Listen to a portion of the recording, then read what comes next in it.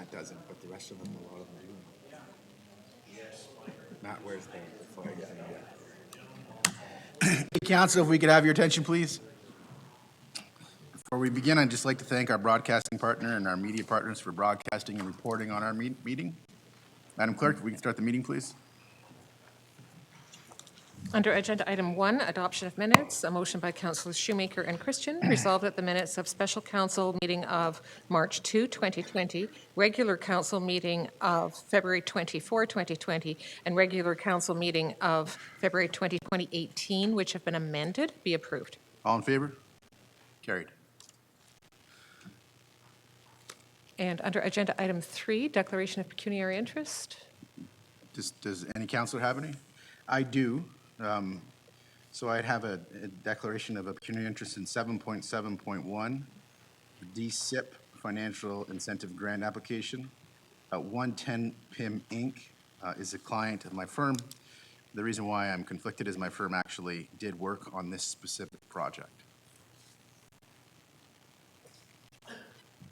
Under Agenda Item 4, I have a motion by Councillors Hilsinger and Hollingsworth, resolved that the agenda for March 9, 2020 City Council meeting as presented be approved. All in favor?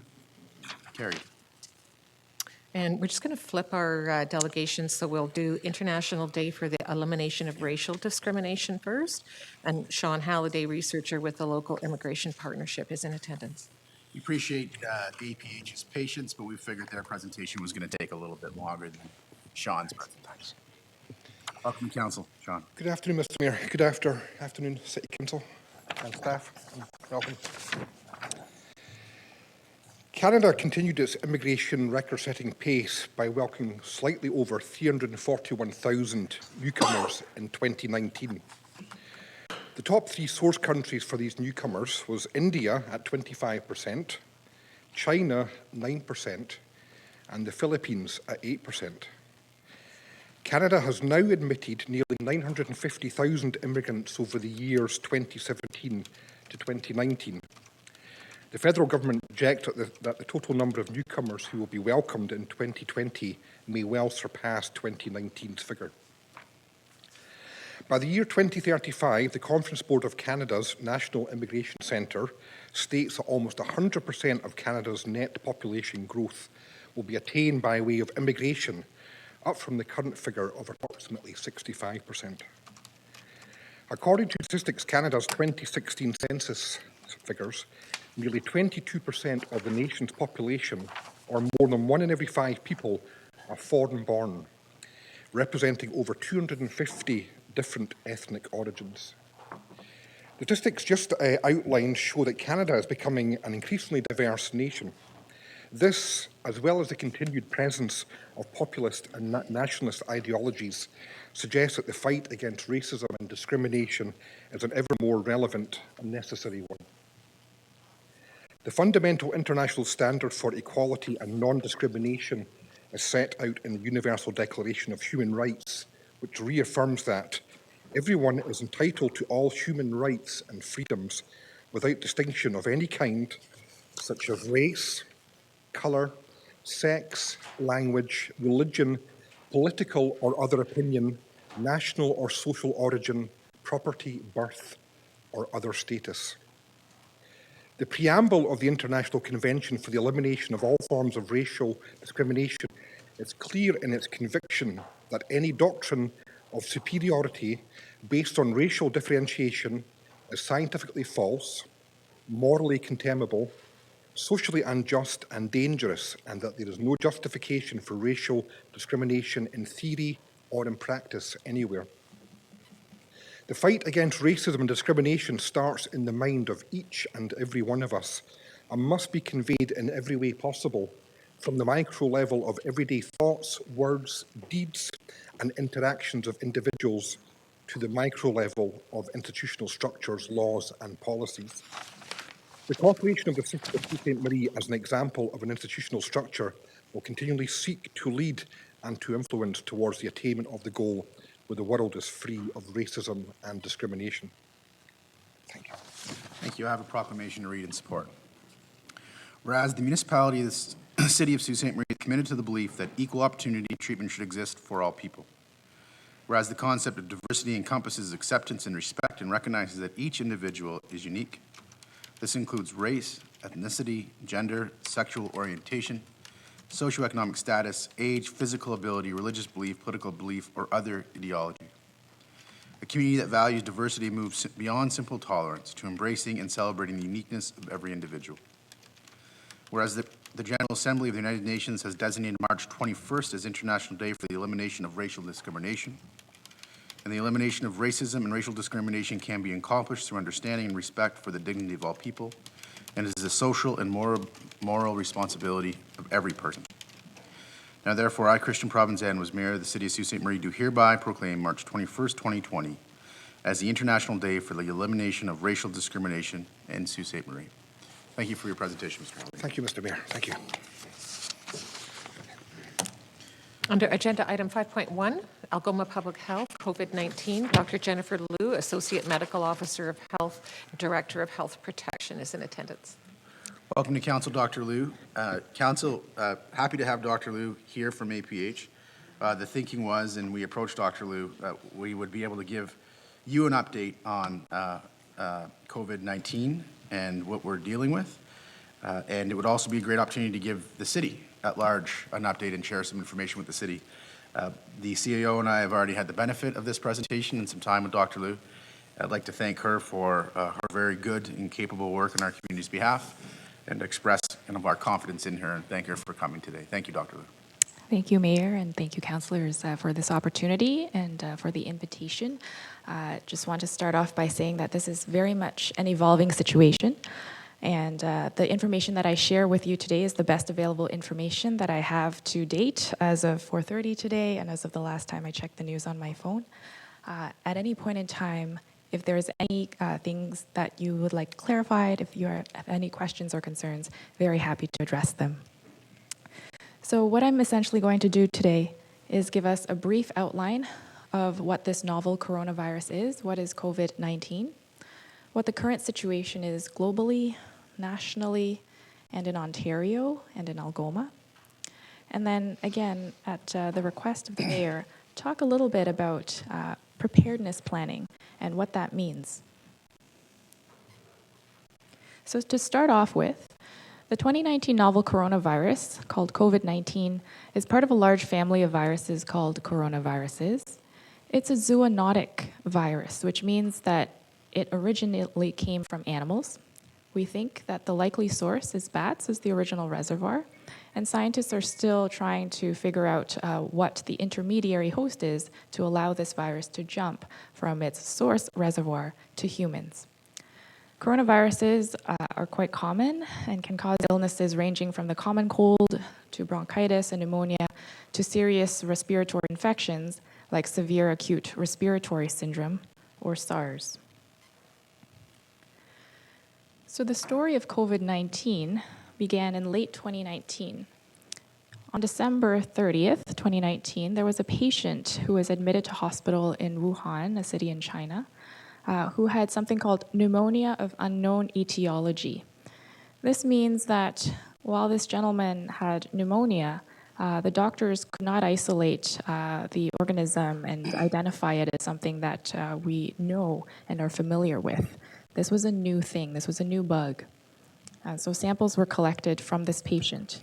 And ever since SARS happened in 2003, a lot of measures have been put in place internationally through the WHO or the World Health Organization to really detect these kinds of new and emerging threats rapidly and quickly. By January 3rd, 2020, China notified the WHO that there was a local outbreak happening. And by January 10th, so just 12 days later, the scientists in China managed to identify the entire genome sequence or the genetic material of this new virus and shared it with the WHO. This then allowed people around the world to develop a test for this new virus so that they can be prepared for a potential outbreak in their own countries. Ontario had its first case of COVID-19 on January 25th, 2020. This individual contracted the illness while abroad traveling in China. And when the individual returned to Canada and became ill, they actually, at that point in time, the media was already reporting widely this outbreak. They took all the responsible actions. They went by private vehicle straight home, and when they didn't feel better, they called paramedics and notified them of their travel history. They went to a hospital in an ambulance where workers were fully protected and were received in the hospital and treated with the appropriate equipment. That individual has since recovered. On January 30th, COVID-19 was declared a public health emergency of international concern by the World Health Organization. And what that means is that not only does this virus have the potential for international spread, it has the potential to significantly disrupt international travel and trade. So that was why the WHO declared it as a public health emergency of international concern. So what I'm showing you here is a graph called an epidemiologic curve, or an epi curve.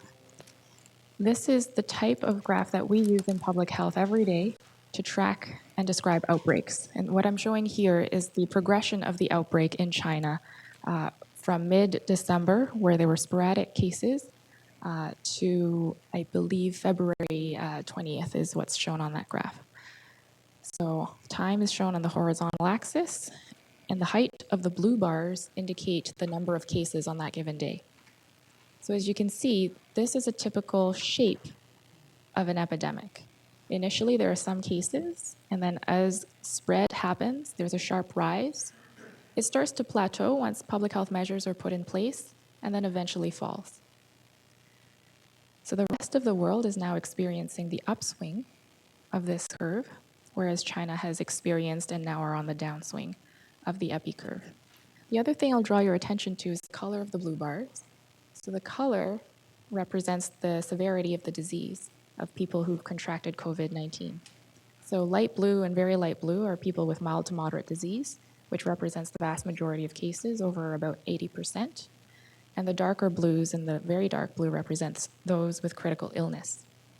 And so as you can see, it's a minority of people who do get severely ill. These tend to be people who are older and with underlying medical conditions.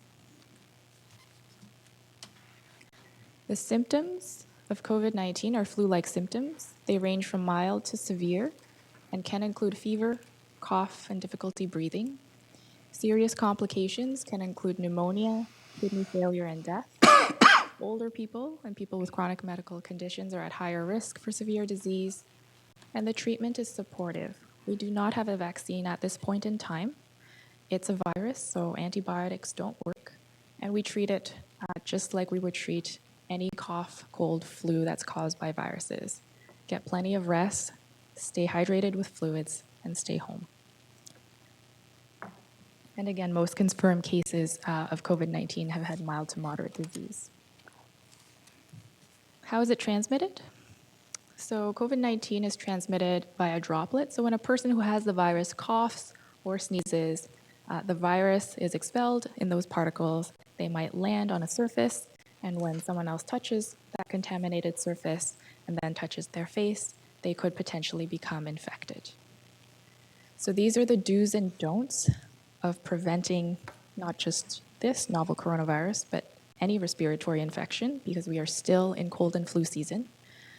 These are the things. Unfortunately, they're not very exciting or sexy. It's just like doing the same old things of eating healthy and staying active. Wash your hands often with soap and water, or use a hand sanitizer. Alcohol-based hand sanitizers with at least 70% alcohol is what we recommend. Covering coughs and sneezes with a tissue or with your arm rather than your hand. Staying home if ill, and avoiding close contact with those who are sick. We're recommending that people really try and avoid touching their face. It's very unnatural. Our habits are to touch our face. It's very common. It takes practice, actually, to get into these habits, and we're recommending that now is the time to start practicing these common measures in order to take that really effective preventive action. We're also asking people to not spend money on protective equipment or items that are not recommended. We're starting to see a little bit of this, folks going online and seeing this on eBay or Amazon, when in fact we really want to make sure that folks aren't wasting their time on money on things that simply won't work. There's been a lot of questions around the use of masks. Healthy people do not need masks unless they are taking care of someone who's sick, like in the hospital setting. Certainly, if someone is ill and go to the hospital, they may be asked to wear a mask while they're waiting. Those are the situations in which masks are appropriate. Healthy people don't need a mask. If you're sick or if you're taking care of someone who's sick, you may be asked to wear a mask. And then on the heels of the proclamation just now, we're really asking people to be mindful not to exclude or stigmatize individuals or groups out of fear or misinformation. At this very moment in time, risk of exposure to this virus is associated with travel to an affected area. It's not associated with nationality, it's not associated with ethnicity. And so we're very mindful to push this messaging out and to remind people to take action based on good information and not based on fear. So you do not have these slides because we just updated them this afternoon. The current situation globally is that over 100,000 people have been confirmed to have this infection. 80,000 of those were in China, but now COVID-19 is spreading more widely in a number of other countries, and over 100 countries have now reported laboratory confirmed cases of COVID-19. With regards to deaths, there have been 3,100 deaths in China, of which the majority were in Hubei province, where this all started. And there have been nearly 500 deaths outside of China. This is a map from the WHO situation report, just to show you exactly which countries have been affected to date. And as you can see, a lot of Asia, a lot of Europe, and North America have had cases of COVID-19. The current situation in Canada is that there are 72 presumed or confirmed cases, 34 in Ontario, 27 in British Columbia. I believe that number is a bit higher now. As of half an hour ago, unfortunately, British Columbia did confirm a fatality, which is the first death in Canada related to COVID-19. 7 in Alberta, 4 in Quebec. And again, this announcement was made today by the Public Health Agency of Canada. Their latest guidance for travelers is to avoid all cruise ship travel due to COVID-19. And that just came out today. This is the current situation in Ontario. So far, over 2,400 people have been tested for COVID-19. 2,347 have come back negative, 22 are pending, 30 have been positive, and 40 of the have been resolved, which means that they've had 2 negative tests subsequent to testing positive, and they're cleared and can resume their daily activities.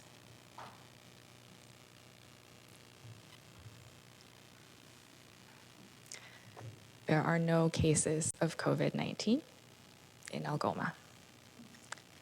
I understand there have been rumors. I understand there have been a lot of information being spread in our communities. And I want to explain a little bit how this COVID-19 testing works. So when someone who has traveled becomes ill, ideally they call ahead to their healthcare provider or to the hospital or to 911 to let them know that they've traveled. And when they're seen, the way that we do a test is a nasopharyngeal swab or an NP swab. So they stick the testing kit up the nasopharynx, up your nose, to get a sample. And then they send it to the Public Health Ontario laboratory to get it tested to see if there's any virus in that sample. The Public Health Ontario Laboratory is a central provincial laboratory that processes all the tests for COVID-19.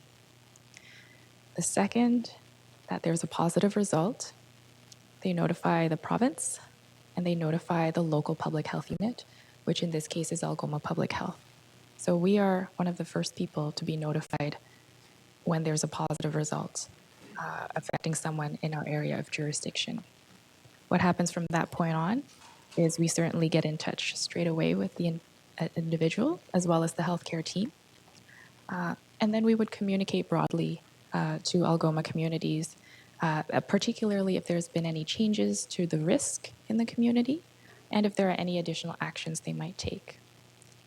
At this point in time, in Ontario, all the confirmed cases have been related to travel, and there is no widespread community transmission of COVID-19 in Ontario at this point in time. And certainly in Algoma, we have not had any positive cases at all. This is true for this point in time. This is not to say that public health has been idle. Every time a person gets tested, if they're well enough, they're told to go back home and self-isolate until either they're cleared by test results or we have more information. And if there's a really high-risk individual, for example, who traveled recently to a very highly impacted area or who had close contact with a confirmed case, perhaps abroad, public health would already be undergoing what we call case contact management, identifying close contacts, family members, to say now is the time to isolate yourself or monitor for symptoms depending on the risk level. So that's the type of follow-up that's already underway, especially for high-risk scenarios, even when testing hasn't yet come back. So I've talked about where we're at now. Currently in Ontario, there is no local widespread transmission of COVID-19, and in Algoma, there have been no cases. This may change. And certainly that's a possibility that public health is aware of, that our municipalities are aware of, and we've been working hard over the last couple of weeks to really enhance our preparedness and response activities. So what does pandemic preparedness mean? So there's actually very simple, two major goals in responding to a pandemic. We want to minimize serious illness and death, and we want to minimize social disruption. So the first goal is very obvious and intuitive, but the second one is also very important to remember because the long-term implications of significant disruption to our livelihoods and our economies can be just as detrimental to health and well-being for our community members. So as we make these decisions and as we prepare, we want to make sure that we strike that balance in terms of minimizing serious illness and death and minimizing societal disruption. A very key thing is making sure that our partners in the healthcare sectors, our family doctors, our nurse practitioners, and our colleagues in the emerge department still have the capacity to see their patients who are still going to need care for their cancer, who are still going to need urgent care when they have a heart attack or a stroke. This is the capacity that we must preserve as we prepare for a potential surge in a pandemic. And again, a lot of communication is already ongoing between the municipal emergency preparedness coordinators and Algoma Public Health, as well as with the broader primary care and hospital sector. So last couple of slides. These are some of the proactive and preventive actions that we would recommend for the general public. Firstly, arm yourself with facts from reliable sources. Stay in what I like to call the Goldilocks zone of information. The WHO has also coined the term infodemic because there has been a lot of overwhelming information associated with this outbreak. It's important not to be under a rock. We need to stay informed, but it's also important not to follow all the latest Twitter feeds that are not necessarily reporting good, truthful information. AlgomaPublicHealth.com is the website of Algoma Public Health, and a lot of questions and answers have been already posted onto our website, and we have links as well to provincial, national, and international resources, such as those from the WHO, that people can look to for guidance. So step one, stay informed and arm yourself with facts. Step two, practice and get used to good hand hygiene habits and respiratory etiquette. Again, it's not natural. We want to touch our face, we want to be in physical contact. Now is the time to practice the good techniques of sneezing or coughing into your sleeve or with a tissue, washing hands appropriately, and not touching the face. We're also recommending folks to stay home when they're ill. I can tell you what is currently circulating in our communities: respiratory syncytial virus, influenza A, influenza B, human metapneumovirus, RSV. All of these viruses are still circulating. We are still from time to time picking up, outbreaks in a nursing home. We're still from time to time getting a positive result for influenza at the hospital. So these are still day-to-day viruses that can still affect our community members and still affect our elderly and people with chronic conditions. So please stay home if you're ill. We're recommending that people check before they travel. We know that March break is coming up and that lots of folks have travel plans and are really busy trying to check their insurance policies. Check before you travel. Go to travel.gc.ca. There's also a link from the Algoma Public Health website. The guidance changes every day, so please check before you go. And we're also asking people to plan ahead, especially if you or those close to you may be more vulnerable. So have all your prescription medications been filled recently? Do you have enough foodstuffs and supplies to last you if you happen to get sick and need to stay home? And then finally, these are the proactive and preventive actions that we're recommending for employers, for service providers, and for community organizations, many of whom we've already been in close contact with over the past couple of weeks. We're saying to have communications processes and systems in place to receive key updates and guidance from appropriate sources, and to quickly disseminate key messages to your workforce and or clients. So have ways in place to stay up to date with receiving information and disseminating information. We say be ready as an organization to implement recommended public health measures, promote hand hygiene, clean surfaces, encourage staff to stay away, stay at home if ill, or work at home if they're able to. We can create supportive environments, put up signs, put out hand wash or hand sanitizer, and we can create workplace policies that support our workforce.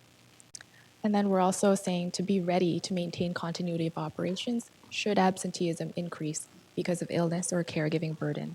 And again, that comes back to that societal disruption piece. We want to minimize severe illness and death, and we want to minimize societal disruption so that in the long run, we can recover and protect health in our communities. So thank you for your attention. That's all the information I have to present in front of you. Very happy to take any questions or make any clarifications. Okay, well, we do have a list going, Dr. Liu. Thank you again for your presentation and your work on this. Councillor Gardy? Sure. Thanks, Doctor, for the presentation. Would you say that, from what I've read, that a vaccine's 12 to 18 months off? Is it not a matter of if, but when this gets to the Algoma region? Is that a fair thing to say? Yeah, so it's hard to predict the future and look into a crystal ball, but I would say given current patterns, I would not be surprised if we had a case related to travel, because lots of people travel. And are we testing folks? Absolutely, we are. So far, we haven't had a case. I would not be surprised if there was a case. And I would not be surprised if there was broader spread, certainly in larger cities, but potentially in this one. Thank you. So if someone has relatives, say, that are arriving in the Sioux directly from one of these affected areas or by way of one of them, would your direction be for those people to reach out to Algoma Public Health upon arrival? Sure. So I'll tell you a couple of things that are already in place. So at the international airports, the Public Health Agency of Canada has already implemented measures so that travelers returning from the highest risk regions, which is a specific list of countries, they're actually immediately given a package of information with a mask and told to go home and self-isolate for 14 days. They fill out a form and their contact information is given to their local public health unit. and we contact them to make sure that they're okay, and if they get ill, we facilitate testing. There's also a number of countries that are not necessarily on that list, and so again, we recommend that travelers check that Public Health Agency of Canada website to see, how high is their risk, and certainly returning travelers who come back from many of these regions who have been affected should monitor themselves for symptoms for 14 days. If they feel well, by all means, carry on daily activities. But if they know that they've traveled recently, been possibly exposed because they've been in an affected area, and if they get ill, that's a good time to, first of all, stay home. Good advice, regardless of whether you've traveled or not. And then, if concerned and needing to seek health care, a good thing to do is to call ahead and tell them where you've traveled so that the healthcare providers can take appropriate precautions. And if testing is required, absolutely, public health is ready and available to do additional assessment, guidance, and recommendations for that testing to occur. Should there be, more tests being needed to get conducted here in Sioux or Algoma, would testing take place outside of, say, I know you're not with Sioux area hospitals, but I'm sure you've been working closely with them over the course of the last several weeks. Would testing take place outside of the hospital in a different kind of clinical setting to avoid any kind of, passing along to anybody within the hospital setting or emergency department? That's an excellent question, and it's one that we're actively discussing at this point in time. The requirements to do a test are not onerous, but it does require, proper testing kits and equipment and people who can perform the test. So all of those resources need to be in place. It's a balance to say whether testing should be done primarily in the hospitals who already have the capacity to do this, or whether we should divert resources to testing and assessment outside. It's a question that we're considering at this point in time, and we're also in close communication and receiving guidance from the province to see what direction they might take as well. As I mentioned earlier, Public Health Ontario is the laboratory that processes everything centrally, so we also need to be consistent in how we conduct our testing with the rest of the province. Okay, and final question, Mr. A particularly vulnerable section of society are the elderly.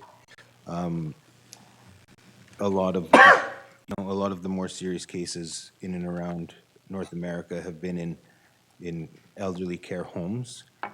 Are there specific communications and preparedness that those homes are getting ready for under the guidance of APH? Could you elaborate on that? For Sure, those of us who- absolutely. So I would first off start off by saying that every year we are in close communication with our long-term care homes during especially cold and flu season.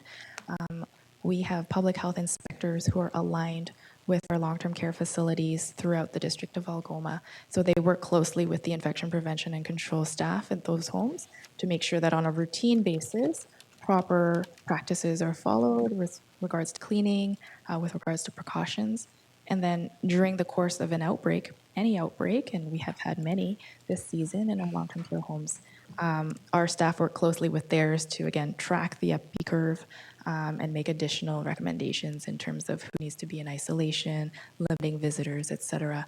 And yes, absolutely, we just sent out another round of communications to our long-term care homes specific to COVID preparedness and planning. In your opinion, the capacities there within these homes to do what they need to do? Yeah, so absolutely. There are strict legislative requirements for all long-term care homes when it comes to infection prevention and control. So any time that they have, higher than usual number of cases of cough and cold, they report that to us, whether that's novel coronavirus or just simple cold virus. So they're actually well positioned to be responsive to an outbreak because they're used to dealing with them year to year on an annual basis. The same cannot be said necessarily of a cruise ship. Our long-term care homes are in the business of caring for elderly residents and residents who are more vulnerable. and we have a close connection with all our facilities. Thank you very much. Thanks, Mr. Mayor. Councillor Christian. Thank you, Mr. Mayor. Thank you for the presentation. Councillor Gardy asked two of my questions. You answered the other one during your presentation, so I have nothing. Thank you. Councillor Hollingsworth. Thank you. Thank you, Dr. Liu, for coming. I think that having you here and updating the community is very important. Through our media partners and yourself is a good way to communicate this important topic. I also want to say thank you to our mayor and to our CEO, Malcolm White, for being on top of this. I know that the executive team have been working closely with you and others to make sure that we understand the overall picture, so thank you. Two quick questions. I received a call from a constituent, but we reaffirmed with her that everything is fine. We have two wonderful schools, Sault College and Algoma University, that have wonderful programs. And can you comment on that you've been working closely with both of the schools, with the international program, to make sure that everyone is safe? Yeah, absolutely. So we have certainly been in close contact with both Sault College and Algoma University. We understand that they have their queries and concerns with regards to their students and preparedness. And certainly we have been in touch with them to really get a sense of the travel patterns of not just students but faculty as well, because the academic community is quite global. So the answer is yes, we've been chatting and we've been meeting. Thank you. So I just want to reiterate that both schools have been working very closely with you and your whole team, and that you're, again, educating their students and educating the faculty. I want to say thank you for reaching out and working closely with them. The other question is, can you please explain the difference between isolation and quarantine? They are being used loosely, and I think it's important for people at home to understand there is a difference. You're absolutely right, and those of us who are a bit of public health nerds will say that there is a difference, and this has been recognized in the field. For simplicity's sake, I think the prevailing term right now is to just use self-isolation, but for accuracy's sake, the term quarantine is typically applied to say you are being separated while you are healthy to see if you develop any symptoms of disease. This is a very old word, and it happened way back in the days of shipping and ships being essentially told to wait off the coast until they were sure nobody on board had the plague before they were allowed to disembark and unload their cargo. So quarantine generally is used for people who are healthy, whereas isolation is used for people who are already ill and you're trying to make sure they don't spread that illness to others. That's the distinction. Thanks for raising that. But in general, what we've seen publicly in the media is the term isolation, because people tend to understand what that means. Thank you. And just in closing, I want to say I also appreciate that you're emphasizing that if you're not feeling well, but also that the flu is still out there. And please, if you are feeling unwell, stay away to my colleagues here from retirement homes and hospitals. We do want to make sure that the most vulnerable, such as our seniors, are well protected. Thank you. Absolutely. And I would reinforce that message too, to say if you're a bit under the weather, but feeling okay, but just curious, our website has lots of good information for you to stay at home with a warm mug of water and to really satisfy that curiosity. We really want to preserve the capacity of our local primary care physicians and our NPs and our emergencies departments so that they can take care of those who need it most. Okay. Again, thank you. As a registered nurse, I appreciate it. Thank you. Thank you. Okay, that was it for my list. So I appreciate your time. I think there are a few big takeaways I want to reiterate. There have been a lot of rumors circulating and a lot of information that's been shared and some misinformation, and it's easy to do that nowadays in social media. But the person standing in front of us, Dr. Liu, would be the person who knows if there was a confirmed case of coronavirus in Sault Ste. Marie or the Algoma region, but she's telling us there isn't. So regardless of what you might be hearing to the contrary, that's the fact. And the big thing is we need to wash our hands, and if we're not feeling right, stay away from other people and be mindful that it could get to our community at some point, and we want to not spread it if it does get here. So we've got very capable people at Algoma Public Health that are leading us, and I can tell you that we're connected.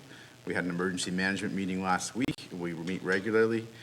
Councillors Gardy, Bruni, and Nero all sit on that group with me. And we're on there with city staff and other community stakeholders, and we're all communicating. So we'll keep on communicating. We'll keep on following APH's lead, and we'll deal with this as it progresses. So I want the community to also know that the leaders of the community are mindful of it, and we're working together. Thank you for your time, Doctor. Thank you very much. Madam Clerk, we can move on to the agenda. That takes us to agenda item 6, consent. And a motion by Councillors Hilsinger and Christian, resolve that all items listed under date March 9, 2020, agenda item 6, consent agenda, be approved as recommended. Okay. So we have Councillor Nero here. Thank you, Mr. Mayor. Agenda item 6.2, Best for Kids Transit Pilot. Go ahead.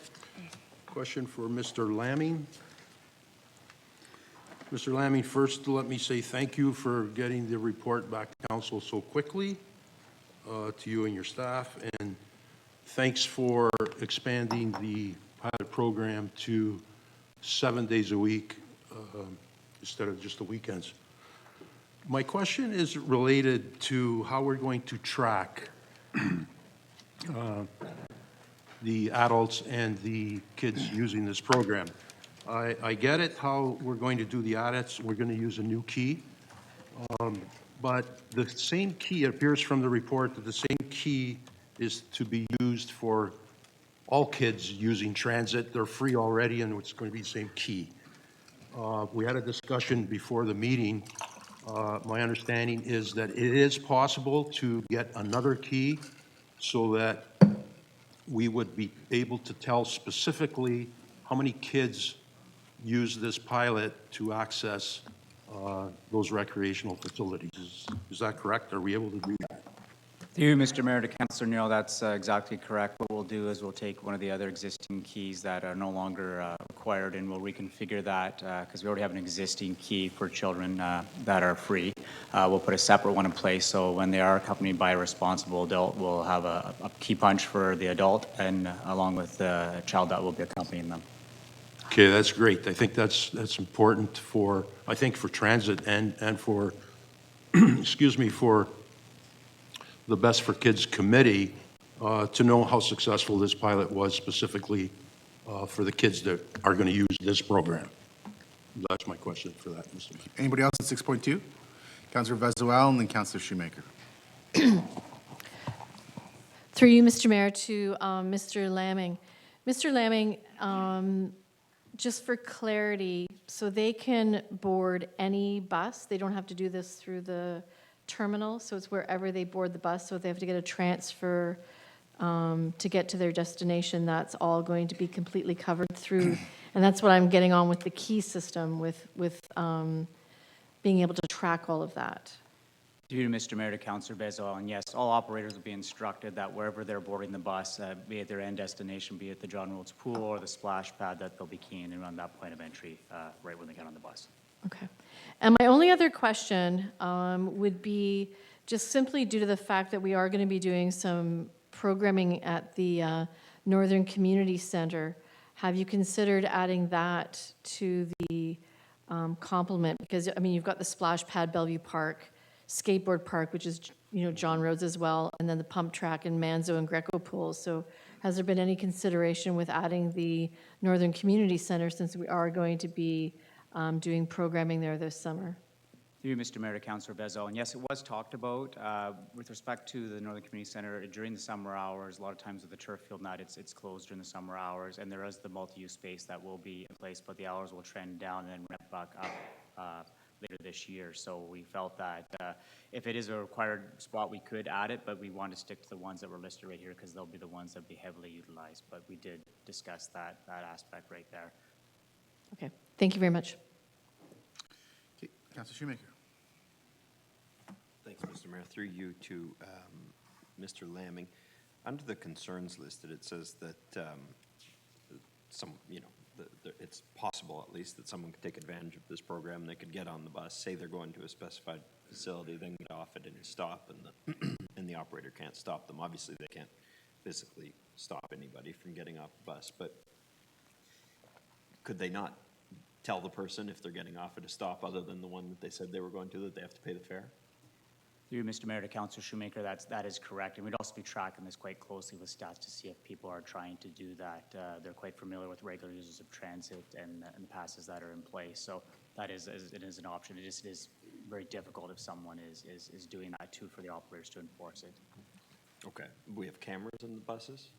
Through Mr. Mayor to Councilor Shoemaker, yes, all the conventional buses are equipped with cameras. Okay, so if someone who does this is basically skipping paying fare, right? Correct. Okay, so there's penalties, I assume, for that? Through Mr. Mayor to Councilor Shoemaker, you're correct. Okay, thank you. On the same matter, Councilor Gardy? Sir. Thank you. I'm trying to get something straight in my head to Mr. Laming. Mr. Laming, if I'm 10 years old and I want to go to the public library with my dad, does my dad pay for the bus? Through Mr. Mayor to Councilor Gardy, that's not part of this pilot. So I think what you're asking, What's the answer to my question? the answer to your question is the dad in this case would pay for the transit. Yes. Okay, so I appreciate what's best for kids thinks that recreation is important. I do too, but I kind of think literacy and stuff is important as well, as part of being best for kids. So I don't know. I think it's great to go to these recreational opportunities. I think it would also be great that in the summer months, if someone wanted to accompany their children to either one of our libraries, that's fall under this same kind of initiative. But those are my comments. Thanks. Okay, anybody else in 6.2? Seeing none, do you have any other matters in the consent agenda, Councilor Nero? I do, Mr. Mayor, one more. Go ahead. Agenda item 6.6, the road cuts bylaw. Okay, go ahead. A question for Mr. Rumiel. Mr. Rumiel, I went through the bylaw on this report, and there are some issues that come up from time to time where a contractor may do a road cut, and the road repair is not done for, let's say, a significant amount of time, for lack of better words.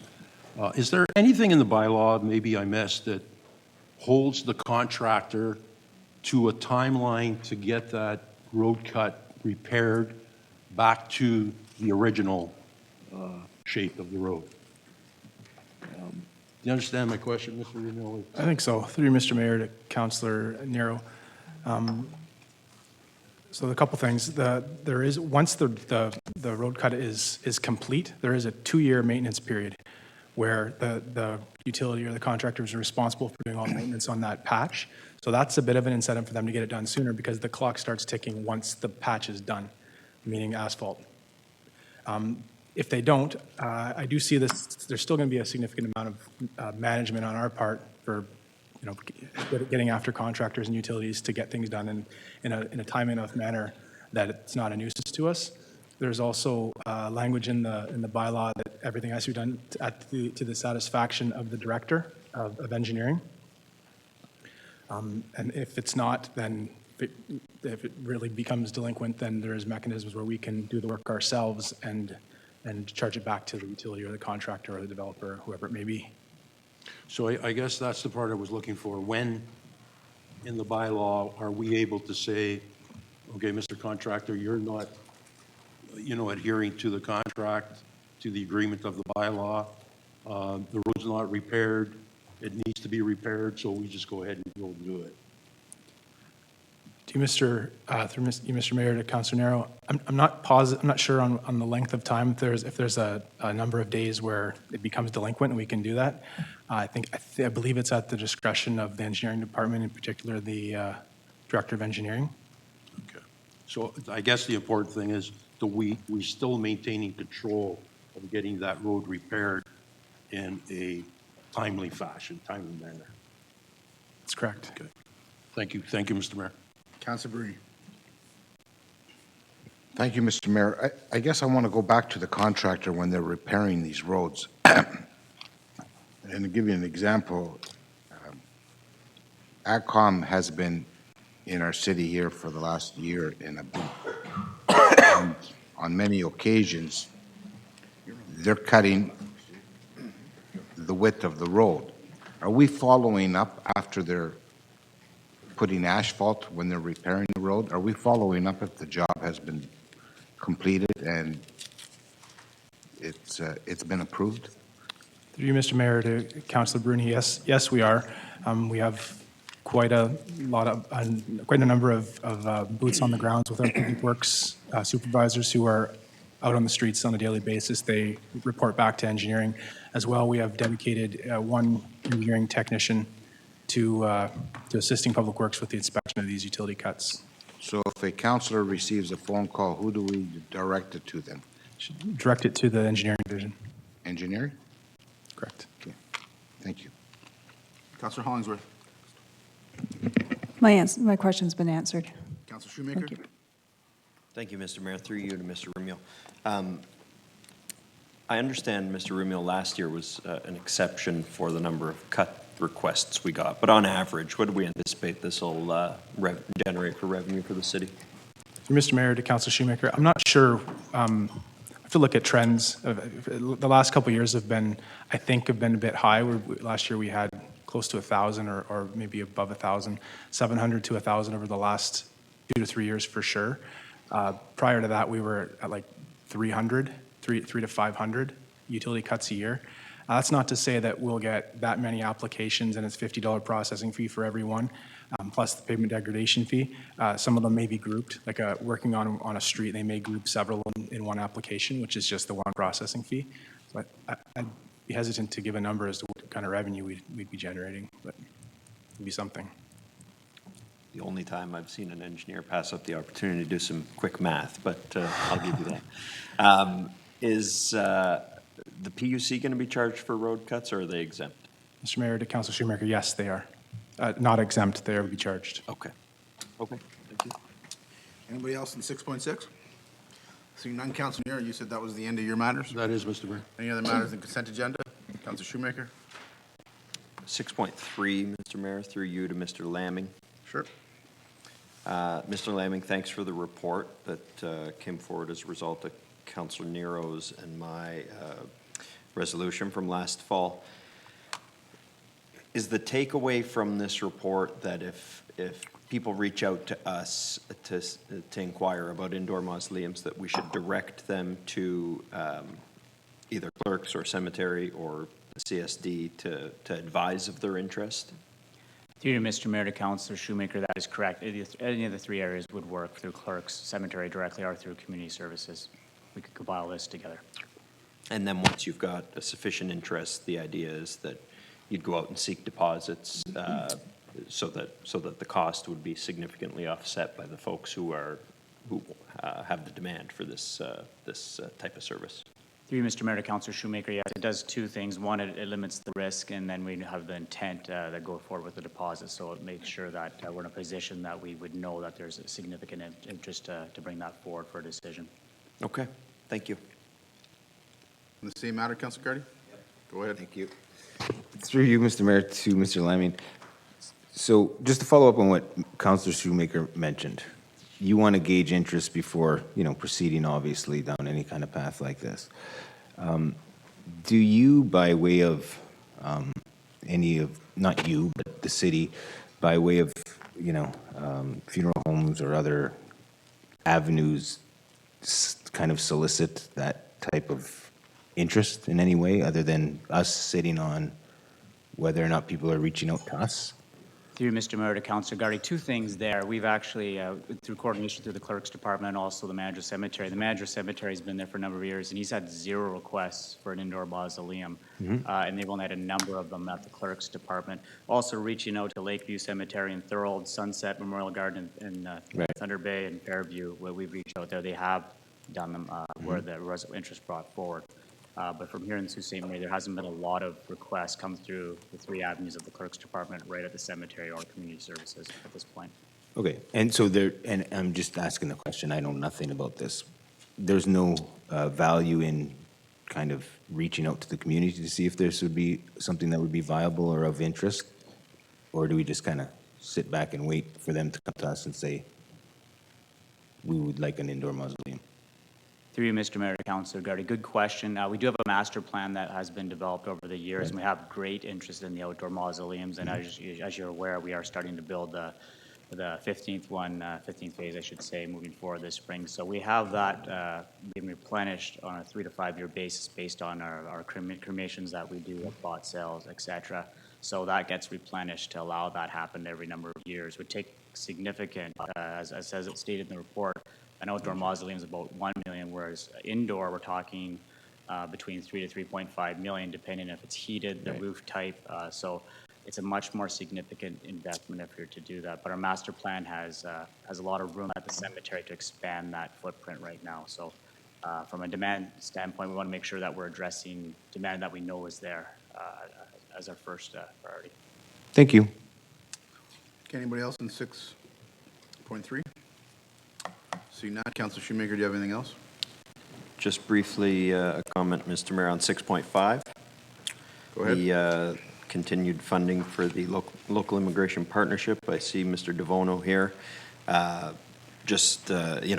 Obviously, we have the rural and northern immigration pilot project that we hope will assist in attraction of additional immigrants to the community, which we need for growth in our community. We need for labor in our community. And the continued funding of the local immigration partnership is a necessary service that we need to complement the pilot program, so that the services they offer, which are settlement opportunities, improving employment outcomes, improving awareness and engagement, advancing social and civic inclusion, and increasing newcomer youth and family supports. Those are all available to the folks who come here through the pilot project. So really just a comment that happy to see this is on here, and look forward to the next 5 years being funded by the federal government, and hopefully the 5 after that as well. Any other comments on 6.5? I share Councilor Shoemaker's sentiments on 6.5. Well expressed. Anything else on the consent agenda? Seeing nothing. Madam Clerk, I think you already read the motion. I did read the motion. All in favor? This agenda is carried. Thank you. So that brings us to 7.7.1, which I have a conflict on, so if I can have Councilor Dufour.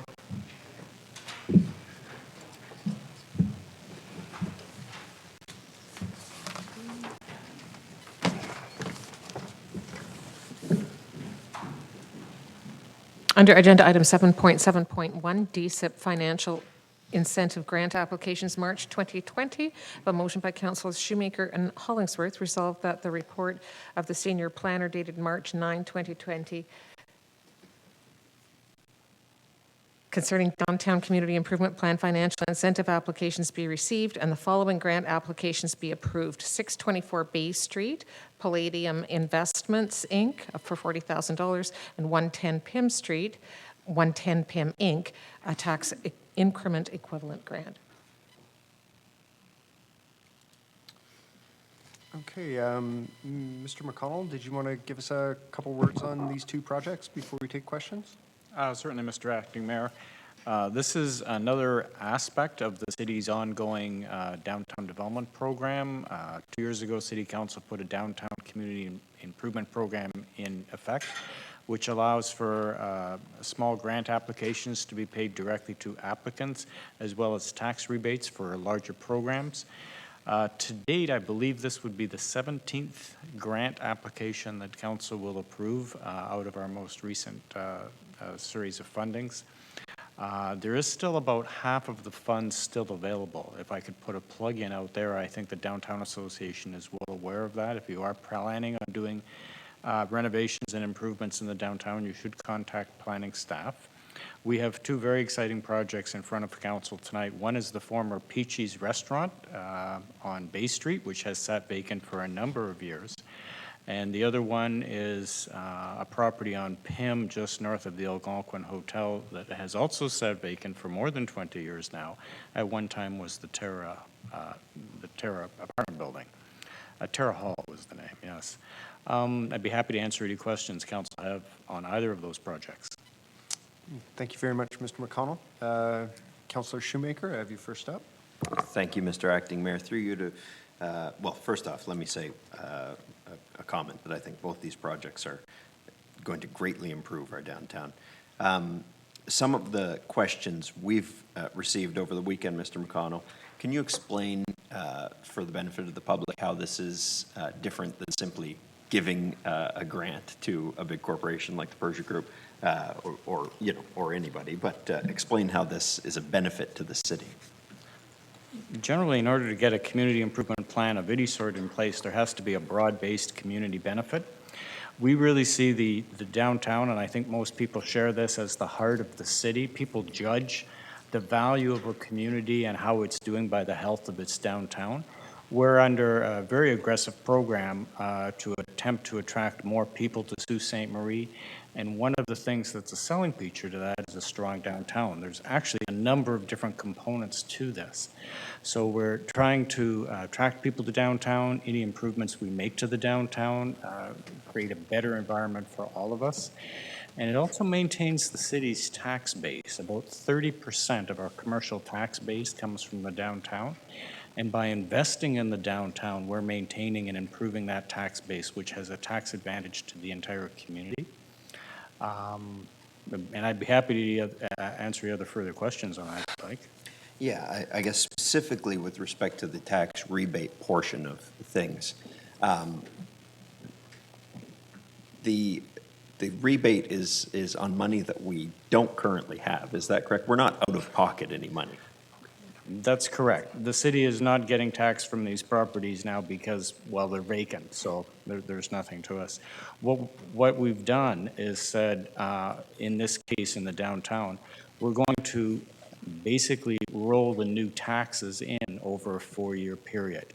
So over the first 4 years, the property owner, isn't the investor in this case, is only paying a portion of the taxes. From the 4th year on, we will be receiving 100% of the taxes on that. And particularly with the apartment building, I mean, that's a $20 million project. That building is going to pay a lot of taxes to the city, as well as be a major anchor in the downtown. There's more questions coming, but for example, in this year, it's a vacant piece of property. They're fairly, they're assessed fairly low, typically, vacant pieces of property. So let's say if that vacant piece of property earns the city $5,000 in taxes today, might not even be that high. Next year, if this is built, what will that piece of property earn the city? I'm going to actually refer that question to our Chief Financial Officer, assuming that it's about a $20 million value. Can I get Shelley's? Yep. Through you, Mr. Mayor, to Councillor Shoemaker. With these, it results, as Mr. McConnell is saying, with a tax deferral. But the increased assessment is also included in when we calculate our rates. So you'll see a growth amount, you'll see a tax that's associated with it. So it's a grant, in effect, that they're getting for those taxes that will be owed. So yes, there is a cost to the city for the first couple years, and it does decrease over that period of 4 years. But it's an investment in our community in order to increase that assessment. Right, and the growth that's factored in for the new assessment, if you can kind of look at it this way, would offset increases that we'd otherwise have to levy on everybody else in the community, right? If there was an increase in services because of the development, yes, that would be the case. No, but just generally speaking, the growth in the assessment base offsets increases in taxes. That one directly correlates to the other. It does produce additional revenue, yes, when there's an increase in assessment because of growth, not because of market value. Right, so all the, yes, so this property, which has nothing on it, is going to having something on it, which will pay significantly more tax. Correct. Than it currently does. So in turn, that keeps everybody else's taxes from going up more. Correct, but it'll be phased in over Yes. those 4 years. Yes, yes, but at no point will we be earning less than we are today, which is, you know, whatever that number is, we'll always be getting that amount, and gradually we'll be getting more. Yes, and you will see it, though, on the budget as part of an additional cost, so it'll be a levy increase when you do that, but it'll be offset by the growth side of it. Right. Okay, good.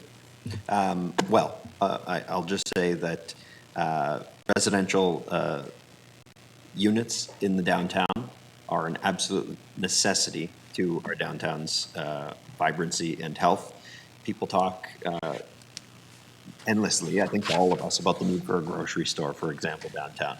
Well, when there's demand for a grocery store, because there's lots of units downtown, a grocery store will come. I know Councillor Fezzo-Allen's smiling. She went to the grocery store this weekend on Gore Street, so I'll put in a plug for her there.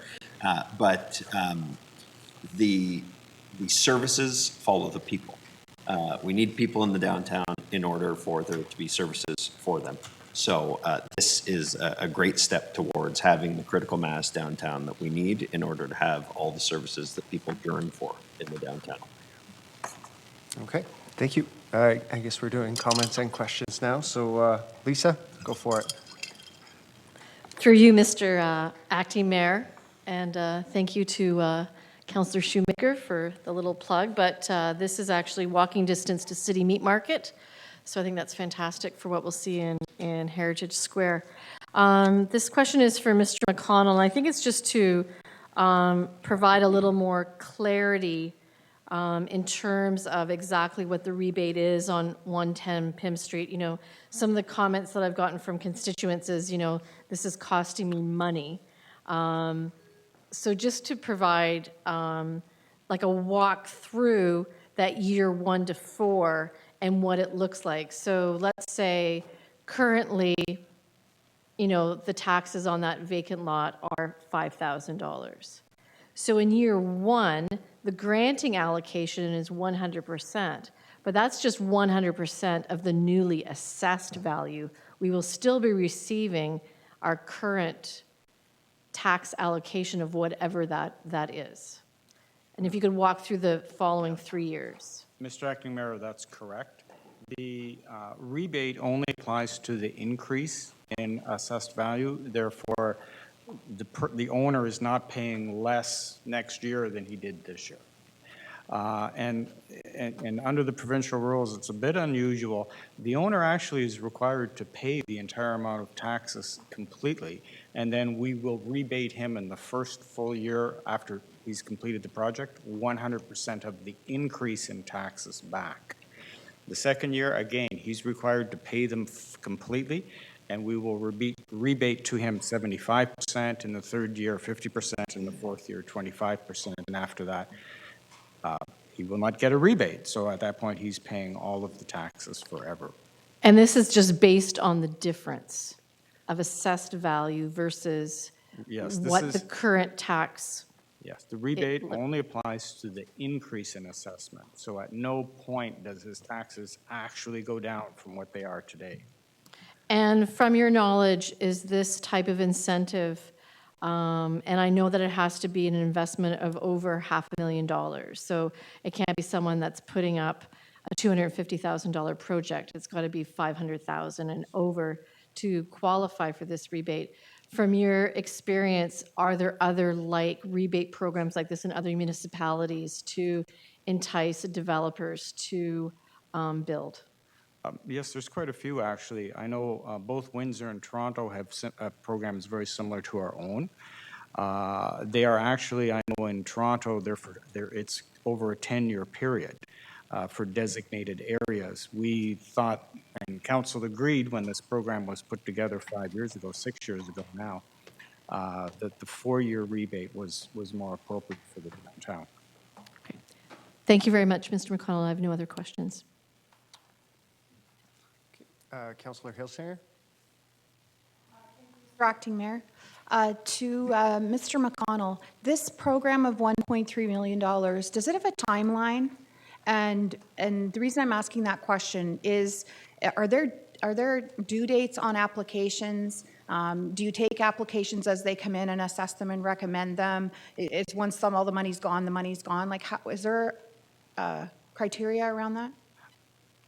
Mr. Acting Mayor, that was actually a very good summary of how the program works. There are no specific due dates on this program. We simply deal with applications as they come in. We'll come to council and we have been for the past several years. We'll come to council 2 or 3 times a year as these applications come in and ask for council's approval. The program, the grant program was set up with $600,000 of funding, roughly half from the province and half from the city. And with this, about $360,000 has been spent. So there is still a fair bit of money in there. I know we have a couple of other businesses in the downtown that are looking at making application, but anyone else who's thinking about making major renovations in the downtown should contact city staff. Okay, thank you very much. Okay. Is there any other questions or comments from councillors? I just have a couple of my own. I'd just like to acknowledge both the Persias and Mr. Rossett for these excellent projects. I think it's very clear to everyone sitting here and hopefully viewing at home that this is a very, very encouraging sign for our downtown, that both local development is interested in spending money here.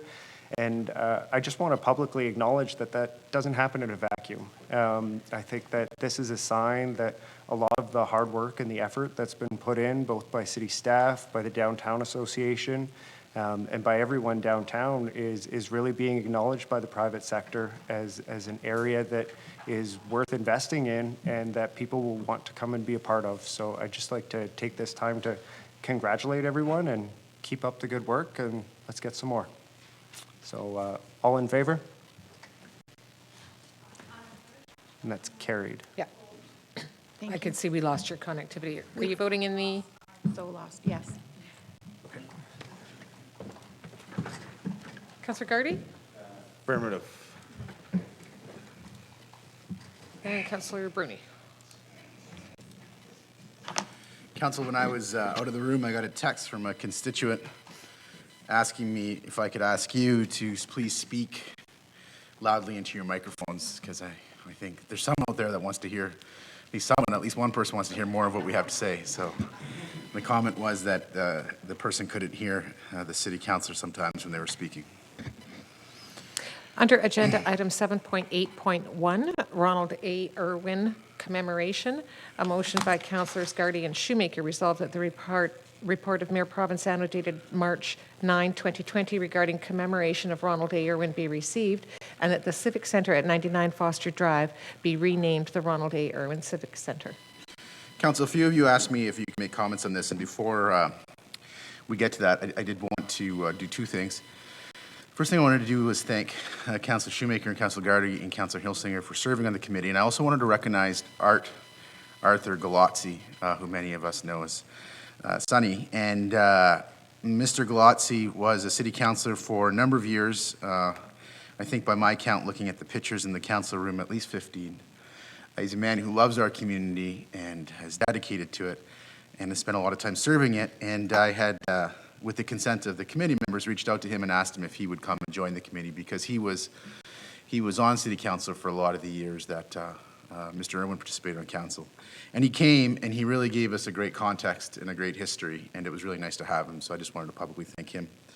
And I actually wanted to go through more of Mr. Irwin's accomplishments. I think my report was probably too concise for its own good, and it was concise intentionally, but I wanted to kind of actually put on the record a number of the things that he was involved in and a number of the things he accomplished so that it is fully on the record. And once I do that, we can take other comments, and I'll start with the committee members.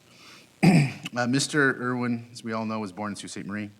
He attended the University of Western Ontario and Osgoode Hall Law School. He's been a lawyer, a cabinet minister, and ambassador. He is also a recipient of the Order of Canada. From 1972 to 1974, Mr. Irwin was mayor of the city of Sault Ste. Marie. During his tenure on city council, the city transformed its waterfront from industrial use to a people-oriented place. He was elected the director of both the Ontario Municipal Association and the Federation of Canadian Municipalities.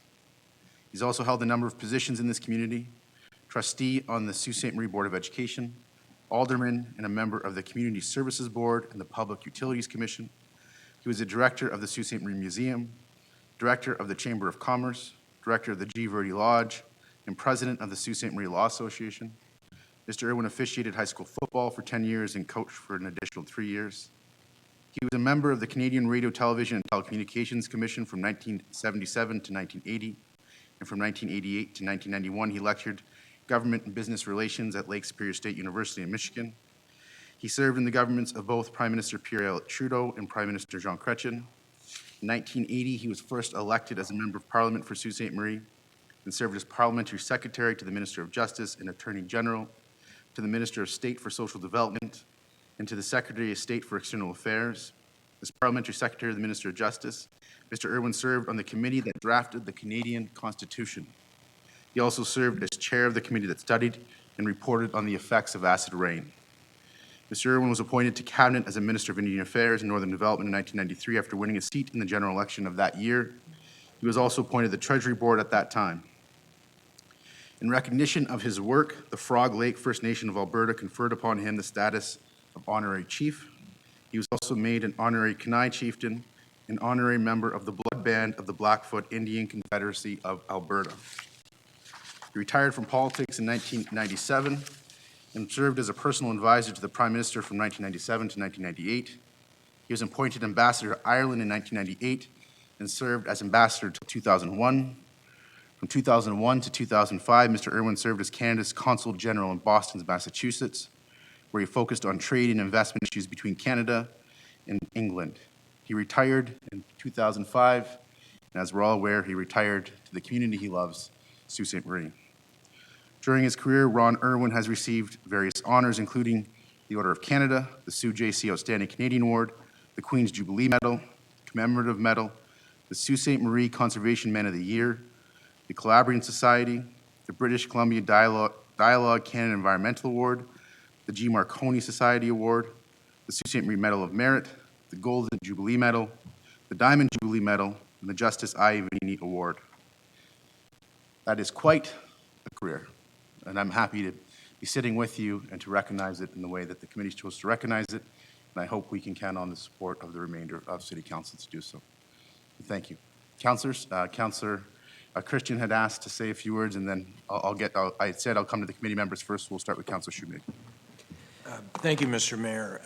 I'll keep it very brief. I think the list of accomplishments, I mean it, I'm going to keep it brief. I think the list of accomplishments speaks for themselves, and the answer to whether he should be awarded this, I think, is self-evident. He's given so much to the community. I had an opportunity to take one of his classes at Lake Superior State. Not only is he devoted to the city, he's a gentleman, and he's a great citizen of Sault Ste. Marie, and I support the resolution 100%. Councillor Shoemaker. Thank you, Mr. Mayor. You gave a nice summary of Ron's achievements. I think you had one error in there, which is you said he retired in 2005. And I've known him probably since about that time, 2006, 2007, I would have met him. And he's not retired. He's more involved, more knowledgeable about the issues, more active on campaigns than anyone I've encountered in my experience assisting on campaigns or participating in campaigns. He is one of a kind, and I mean that in the kindest way. But there are not two Ron Irwins. And we're fortunate that we had him. I mean, his list of achievements that you named, parliamentary assistant to the Minister of Justice when the Charter was drafted, when the Constitution was patriated in 1982, that in and of itself would be the crowning jewel in someone's career. And it was, a footnote practically in your description of his career. So he deserves this. And he called me this weekend. I hope I'm not disclosing information that I shouldn't be. And I said, Ron, you really deserve this. And he said, politicians deserve a lot of things. And he says, recognition's one of the things we rarely get. And but he is getting the recognition that he deserves, that we all know is appropriate for his contribution to our community. We're luckier for it, and I'm glad that he's being honored in such a way. You know, it's an important recognition. It's a big recognition to rename our civic center, but he's certainly deserving of it. Councilor Gardy?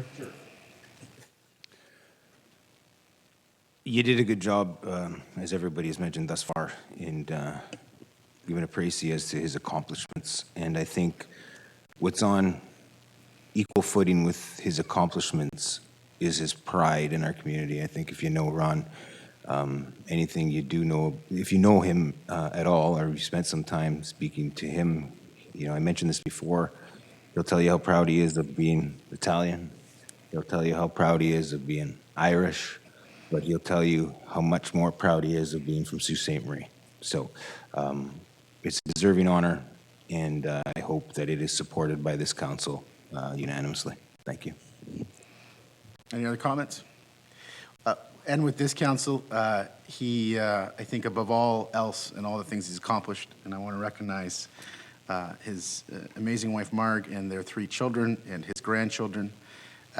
He is someone who just loves this community.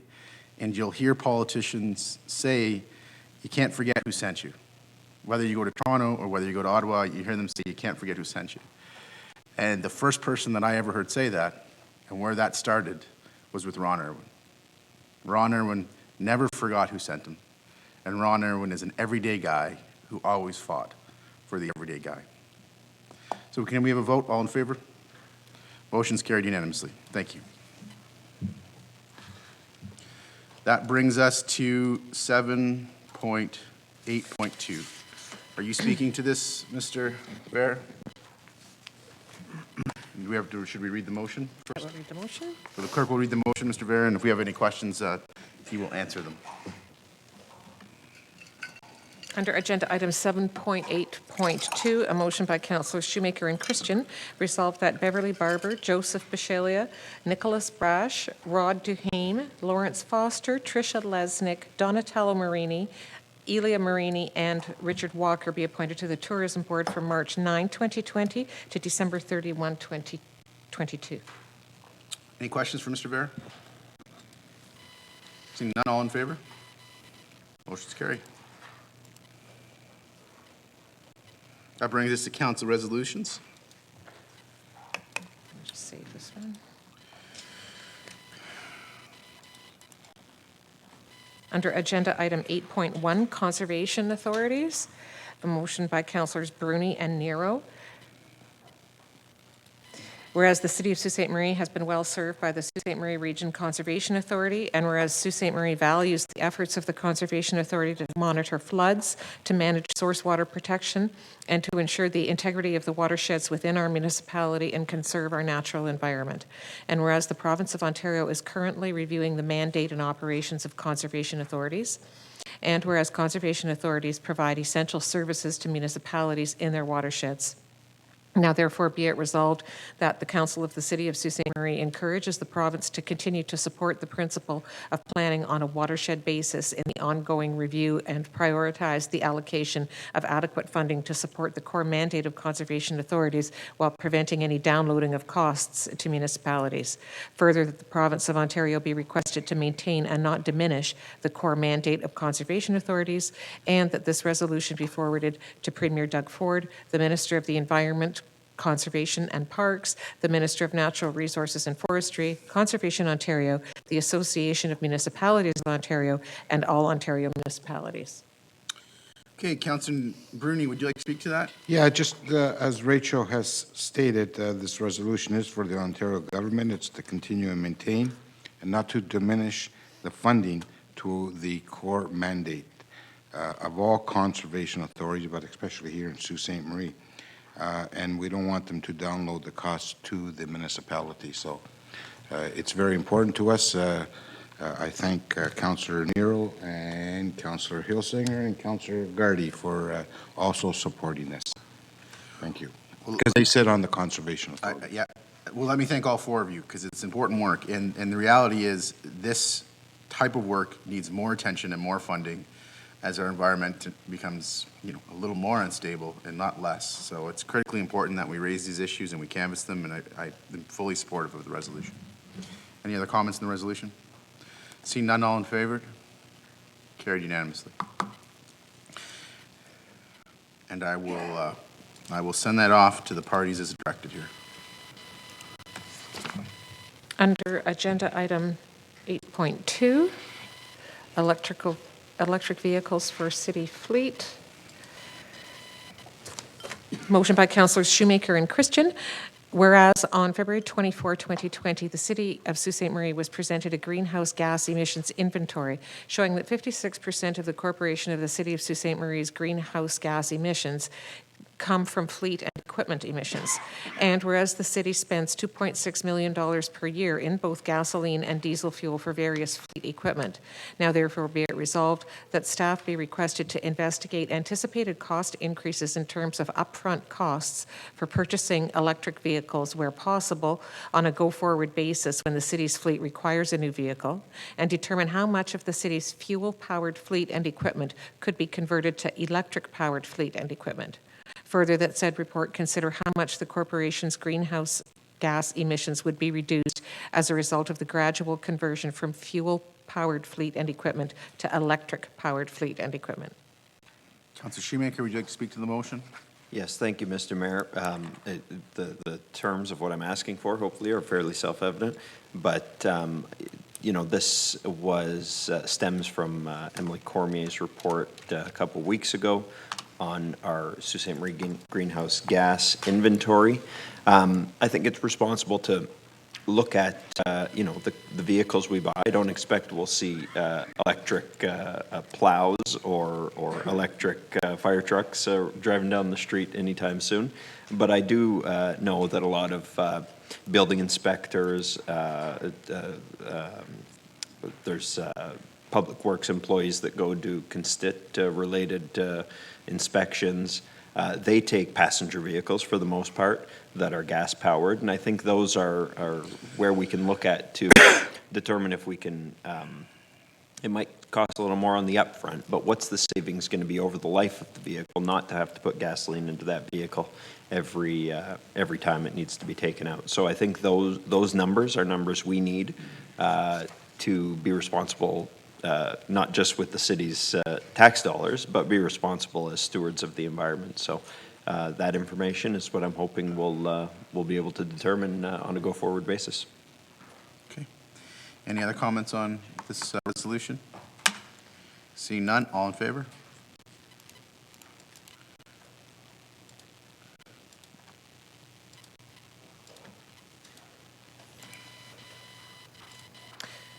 And under agenda item 8.3, tree planting, a motion by Councillors Shoemaker and Scott, whereas at the February 24, 2020 City Council meeting, Council received reports on a revised Community Development Fund as well as on the community's greenhouse gas inventory.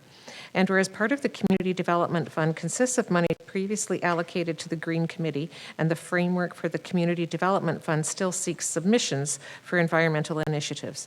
And whereas City Council has endorsed the need to reduce greenhouse gases in the community as a strategy to fight climate change, and whereas planting trees is widely considered a simple and effective way of reducing the effects of greenhouse gases, now therefore be it resolved that for the remainder of this term of City Council, any amount of the $50,000 allocated in the Community Development Fund to environmental initiatives not used in a given budget year go toward the purchase of trees in the subsequent year, which trees should be planted in city parks or on city property by public works employees. Councillor Shoemaker? Thank you, Mr. Mayor. Stems from the same greenhouse gas inventory report that we got at the last council meeting. We need to reduce our carbon footprint, and one of the ways of cleaning the air in the community is to plant trees. We've got this money allocated to what used to be the Green Initiatives Fund. It's now part of our Community Development Fund, but it is still allocated for environmental projects.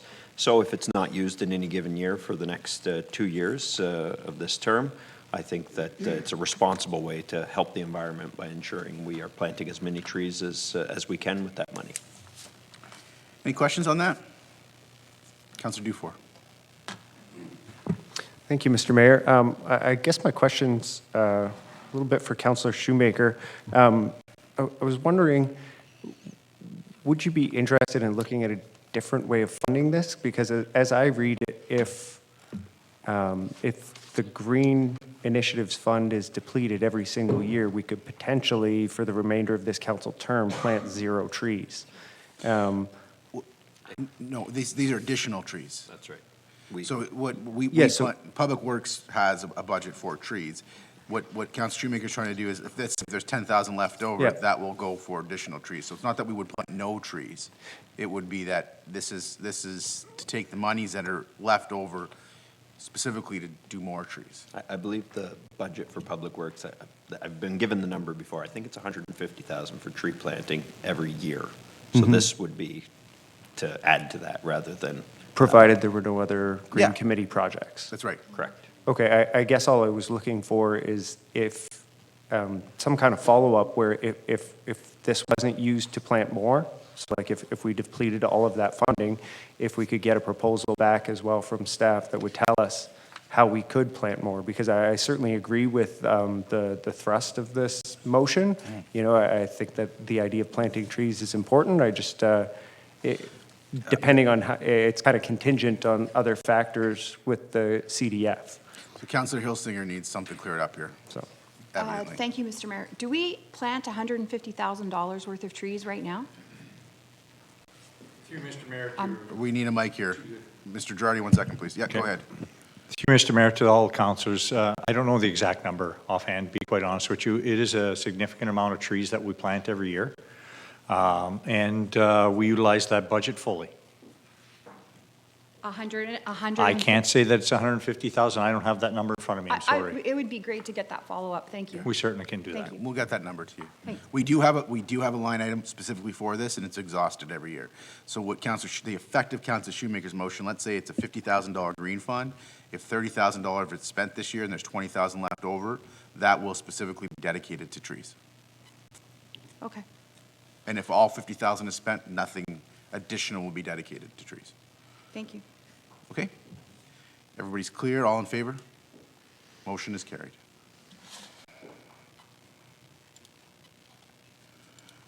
That brings us to the bylaws. Bylaws.